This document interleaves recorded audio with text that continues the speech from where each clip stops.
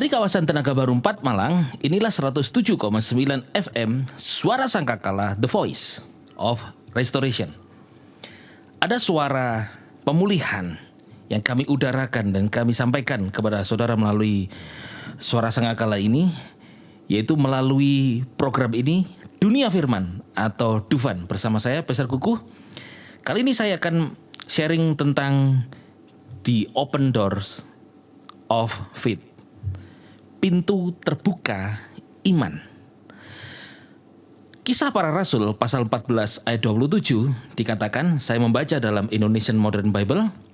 Setelah tiba di sana, ini Paulus dan Barnabas, dan mengumpulkan jemaat, mereka memberitakan semua yang telah dikerjakan Elohim melalui mereka. Jadi mereka tidak ngarang, tidak hanya berdasarkan kitab suci, meskipun itu Alkitab, tapi berdasarkan apa yang Tuhan kerjakan melalui kehidupan mereka. Jadi ini kesaksian hidup. Dan bagaimana Elohim telah membuka pintu iman bagi bangsa-bangsa bukan Yahudi. Jadi tentang how he had opened the door of faith unto the Gentiles. Opened the door of faith. Jadi Tuhan membuka pintu iman kepada bangsa-bangsa lain. Latar belakang daripada ayat ini, itu di sana yang terjadi adalah selama ini ketika Yesus datang ke bumi, Yesus berkata dalam Matius pasal yang ke-15, dia berkata, aku datang hanya untuk domba-domba Israel yang hilang. Jadi Yesus datang hanya untuk bangsa Yahudi saja. Bahkan murid-muridnya diutus itu, Yesus berkata jangan pergi ke bangsa-bangsa lain, jangan menyimpang ke bangsa lain. Pergilah ke domba-domba Israel yang hilang, hanya kepada orang Israel. Meskipun perginya ke Samaria, Yudea, Yerusalem, ujung bumi sekalipun, Yesus mengutus mereka hanya untuk domba-domba Israel saja, orang-orang Israel saja. Tapi setahun ketika Yesus telah mati, firman Tuhan terbuka untuk bangsa-bangsa. Bukan hanya karena mereka telah menolak Kristus, menolak Mesias sebagai juru selamat, tetapi sudah waktunya bahwa anugerah keselamatan itu juga tiba ke bangsa-bangsa, bukan saja untuk bangsa Israel. Nah, ketika mereka memberitakan ini, yaitu mereka tiba di sana, saudara, ini yang mendengar juga banyak bangsa-bangsa lain. Dan mereka bersaksi bahwa Tuhan sedang membuka pintu iman. Jadi pintu iman ini itu artinya apa? Dulu bangsa Israel itu tidak di bawah iman. Sejak keluar dari Mesir lalu di padang gurun diberi hukum Taurat melalui Musa. Tuntunannya adalah hukum Taurat. Hukum Taurat itu menuntun kepada Kristus.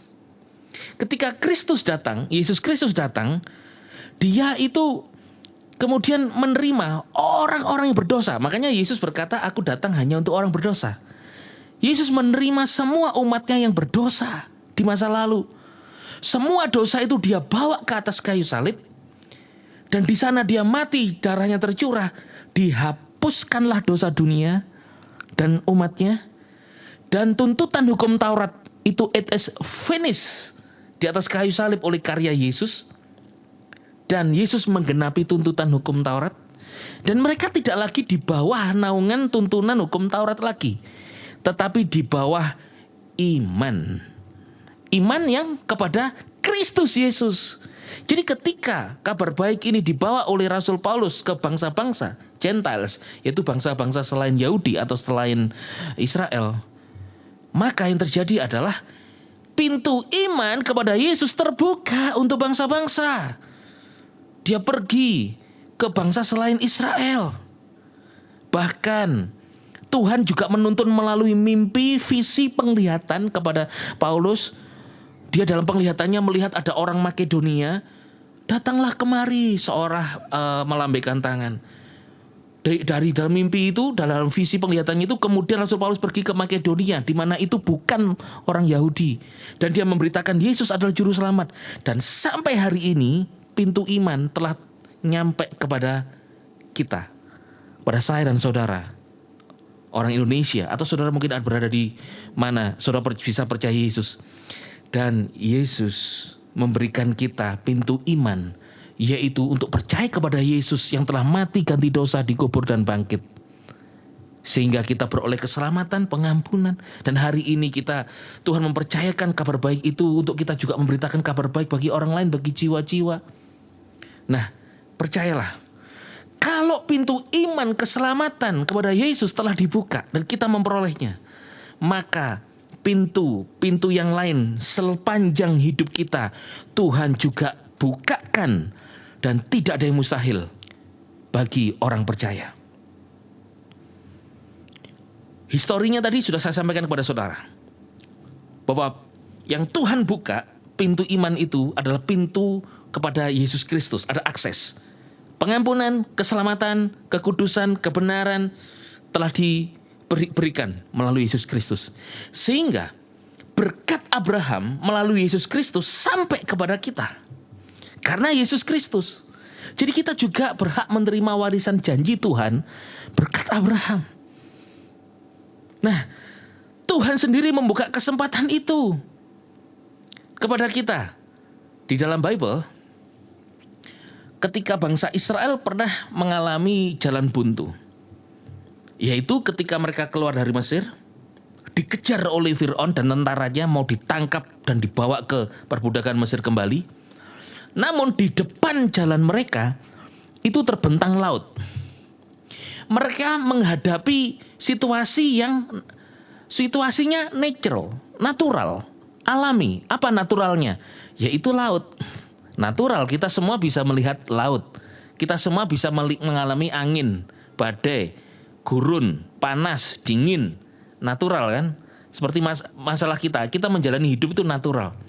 Tapi bangsa Israel juga menghadapi di depan itu impossible, tidak mungkin.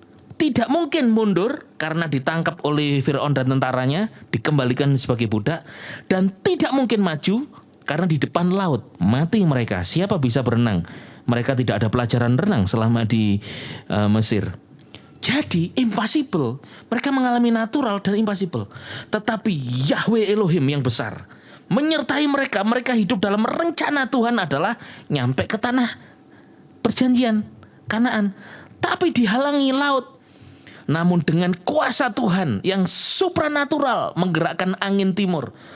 Lalu Musa mengangkat tongkatnya dengan tangannya. Laut dibelah oleh angin itu. Dan terbukalah jalan. Sehingga mereka dapat berjalan di tengah laut tapi kering. Ini tidak mungkin, tetapi dibuat mungkin oleh Tuhan. Bangsa Israel mengalami pengalaman hidup, menjalani hidup natural, dan di hadapannya ada masalah tantangan, impossible. Tapi penyertaan Tuhan itu supranatural, dan apa yang impossible dibuat possible mungkin. Di dalam Kristus. Pintu iman itu sudah dibuka oleh Yesus, dan kita yang mustahil diselamatkan, sekarang kita diselamatkan. Kalau sudah diselamatkan, kita ada akses di dalam Yesus Kristus kepada Bapa. Maka dalam hidupmu, apapun yang sedang kau hadapi, hidupmu, engkau menjalani hidup seperti biasa setiap hari, natural. Dan ketika engkau menjalani hidup yang natural, semuanya kelihatan berjalan dengan normal. Yang sekolah-sekolah, yang bekerja-bekerja, ibu rumah tangga, yang melayani, yang ke kantor-kantor, yang bisnis-bisnis, yang dagang-dagang, natural. Tapi kemudian ada tantangan. Itu melebihi kekuatanmu. Tantanganmu itu engkau gak bisa. Mungkin kau merasa modalmu dikit, kekuatanmu dikit, gak bisa apa-apa. Impossible. Tapi ingat, di dalam Kristus Tuhan sudah membuka pintu keselamatan. Apalagi Dia juga akan membuka pintu yang bagimu mustahil. Apa yang mustahil? Hidupmu natural. Engkau menghadapi yang impossible bersama Yesus. Kuasa supernatural Roh Kudus bersamamu akan membuatmu berjalan untuk melihat dan mengalami yang mustahil menjadi tidak mustahil, yang tidak mungkin menjadi mungkin, supernatural dan possible. Sebab Kristus di dalam kita. Firman Tuhan. Yang terakhir saya akan membaca di dalam Roma pasal yang ke-8. Dikatakan ayat 32, Dia yang tidak mempertahankan putranya sendiri, melainkan telah menyerahkannya untuk menggantikan kita, bagaimana tidak akan menganugerahkan segala sesuatu kepada kita bersama dengan Dia. Jadi Yesus aja diberi, keselamatan saja diberi, surga saja dianugerahkan. Kita ini hidup dalam yang namanya YHS. Yesus harapan sejati kita. Yesus hidup sejati kita. YHS. Yesus itu hadiahkan surga bagi kita. Yesus hebat sekali. Dia hadiahkan surga melalui Yesus Kristus. Itu saja diberi. Apalagi kehidupanmu setiap hari. Dia juga YHS. Engkau sakit? YHS.